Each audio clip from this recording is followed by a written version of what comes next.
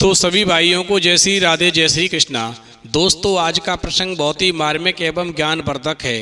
दोस्तों आज का प्रसंग है जिसका लिया है उसका चुकाना पड़ेगा। तो दोस्तों वीडियो शुरू करने से पहले मेरा आपसे अनुरोध है, यदि आपने अभी तक हमारा चैनल सब्सक्राइब नहीं किया है तो प्लीज़ आप हमारे चैनल को अभी सब्सक्राइब कर लें, क्योंकि आपका एक सब्सक्राइब हमारे लिए बहुत ही महत्व रखता है। तो आ जाइए दोस्तों इस प्रसंग को एक कहानी के माध्यम से समझते हैं। देखिए दोस्तों, बहुत समय पहले की बात है। एक साहूकार यात्री यात्रा से वापस अपने घर पे आ रहा था। रास्ते में अचानक उसे पता चला कि उसके पैसे कहीं गिर गए हैं। दोस्तों अब उसका घर काफी दूर था, बिना पैसों के घर तक पहुंचना संभव नहीं था। अब वो मन में सोच रहा था कि मैं घर जाऊं तो जाऊं कैसे। दोस्तों उस साहूकार यात्री ने कई लोगों से मदद मांगी, परंतु उसकी मदद किसी ने नहीं की। अंत में दोस्तों एक किसान ने उसकी मदद की, उसे अपने घर पे ले गया, उसे खाना खिलाया और उसे पैसे दिए। अब दोस्तों पैसे मिलने के बाद में वो साहूकार यात्री उस किसान से कहने लगा, भैया आज आपने मेरी बहुत ही बुरे वक्त में मदद की है, ये आपका बहुत बड़ा एहसान रहा। यदि मैं सलामत रहा तो आपका एहसान चुकाऊंगा और जो पैसे आपने मुझे दिए हैं वो पैसे मैं घर पहुंचते ही आपके वापस कर दूंगा। दोस्तों इस प्रकार वो साहूकार यात्री जो था उस किसान को प्रणाम करके और अपने घर पर आराम से वापस आ जाता है।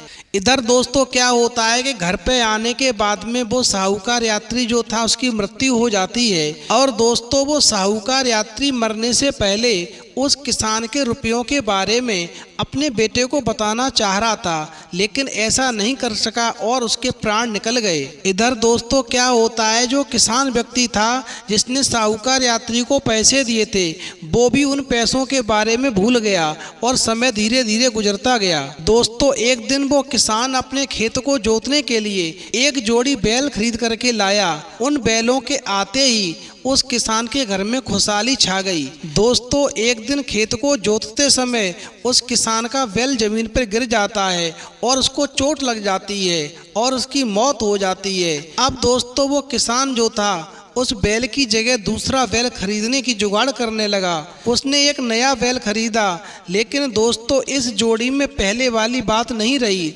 नया बैल पुराने बैल की तुलना में ज़्यादा जवान था और पुराना बैल जो था वो धीरे धीरे बूढ़ा होने लगा। बैल बीमार पड़ गया और इसी बीच में एक दिन एक व्यक्ति उस किसान के घर पर आता है और कहने लगता है, भैया एक बात बताओ कि तुमसे कभी किसी राहगीर ने कुछ पैसे उधार लिए थे? तो वो किसान कहने लगा, हाँ दिए थे, लेकिन मैं तो उन पैसों को भूल गया था। पर मुझे अब ध्यान आ गया, एक यात्री अपने घर पर वापस जा रहा था तो उसके कहीं पैसे गिर गए थे।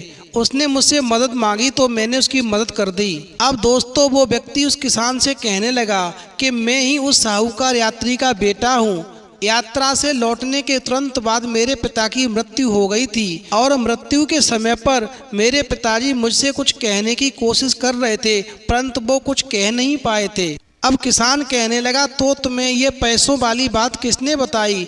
तब वह व्यक्ति बोला, कुछ दिनों पहले मेरे सपने में पिताजी आए और बोले उन्होंने एक किसान से कुछ पैसे उधार लिए थे, किंतु वो चुका नहीं पाए और उन्होंने मुझे आपके घर का पता बताया और उन्होंने मुझे यह भी बताया कि इस उधार को चुकाने के लिए उन्होंने बैल के रूप में जन्म लिया है और बैल के रूप में वह आपकी सेवा कर रहे हैं और सेवा करते करते उन्होंने काफ़ी आपका उधार चुका दिया है और अब भी बाकी उधार वो चुकाना चाहते हैं, किंतु उनके शरीर में अब जान नहीं रही है, वो बीमार पड़ गए हैं।